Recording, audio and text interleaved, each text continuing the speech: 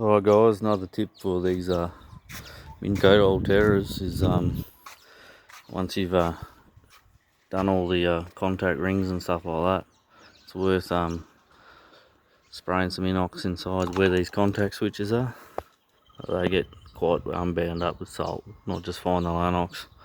The salt just doesn't stick to it, it just washes out. So and there's that worm gear I was telling you about. Worth lubing that up. I know they tell you to use silicone spray, but I find it's bloody junk for me up here. So pretty much give everything lubed down with the Lanox. And another thing worth mentioning is that hole that co-entry is gets a shitload of salt water in it. So try and get your salt wash in there and flush it out, and spray a bit of inox in there, or Lanox, sorry, when it's all dry. Worth getting yourself a good support too. That's a ram mount, works pretty good.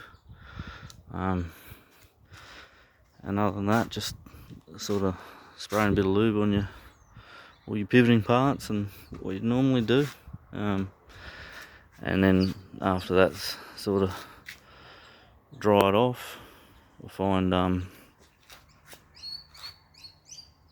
think I've got a bit of crap on the camera here. There we go. I don't think it's going to come any better. After you've done all that, cover it up, because the sun's your worst enemy. So yeah, I'd find covering it up works a treat. Cheers.